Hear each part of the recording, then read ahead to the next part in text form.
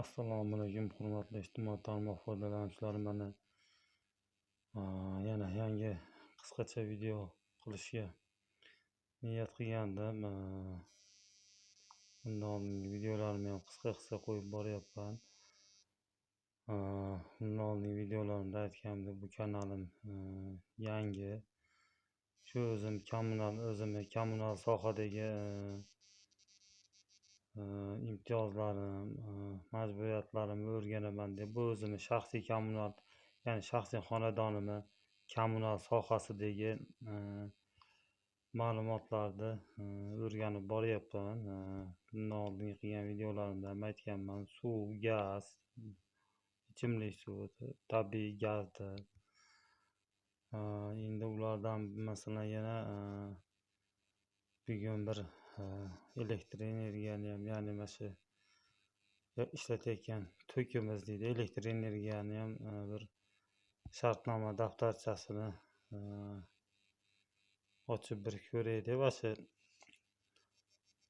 ichida nimalar yozilgan ekan deb, mijozning daftarchasi degan, endi hamma biladi uni. Shu daftarda shu litsevoy raqam, endi hozir hali mijozni hisob raqami deyiladi. Shunda ham o'ziga xos ichida ancha punktlari bor ekan. Xuddi bundan oldingi qilgan videolarimda gazni, tabiiy gazni shartnomasida yozilgandek bunda ham bor ekan. Endi lekin bunda jinday boshqacharoq ekan. Endi bu elektr energiyasilik uchun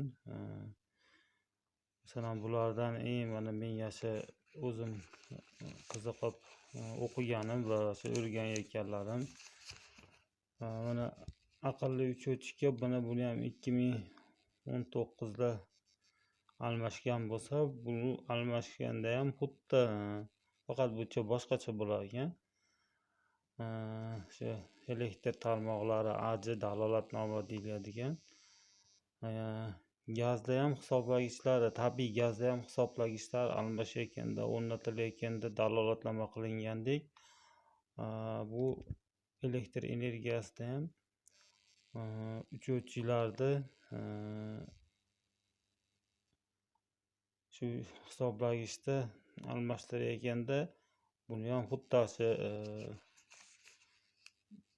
nimadek dalolatnoma qilib, shu tabiiy gazda ham hisoblagichda qilingan dalolatnomadaqa, lekin bu boshqacharoq ekan mazmuni. U endi tabiiy gaz bo'lgandan keyin u shu gazga moslashgan. Bu elektr energiyasini o'zini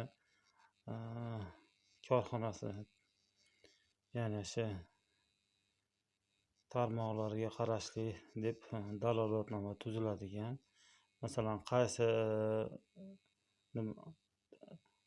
qaysi nimadan pitatsiya qilishi mana yozib qo'ygan. Masalan, cho'ntak TP 484 deb yozib qo'ygan ekan.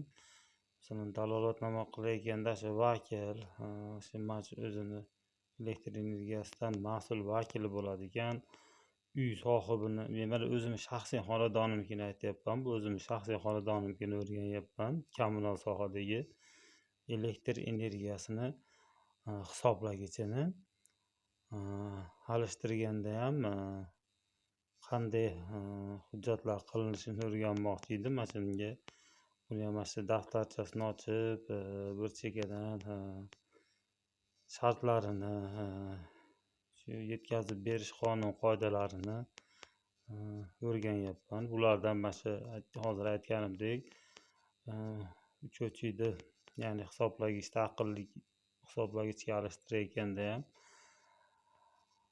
hududiy elektr tarmoqlari AJ dalolatnomasi deb qilinadi ekan. Keyin shu qaysi nimaga qarasa TPga, shu TPlari yoziladi ekan. Shu elektr tarmoqlari AJdan shu vakil, biriktirilgan vakil bo'ladi ekan, uni qo'llari bo'ladi ekan. Uy sohibini, ya'ni men o'zimni imzoim bo'ladi ekan. Dalolatni tuzib va uchuvchini pastda punktlari bor ekan. Uchuvchini shu sovut raqami, o'rnatilgan raqami, shunaqa joylari ham hammasi kiritiladi ekan. Bu ham dalolatnoma bo'ladi ekan. Kichkinaroq ko'rinishda bo'ladi ekan bu. Chunki kichkinaroq anaqa bo'lgani uchun buni daftarchasi ham o'zi kichkina. Shu elektr energiyasini ham o'ziga yarasha juda ko'p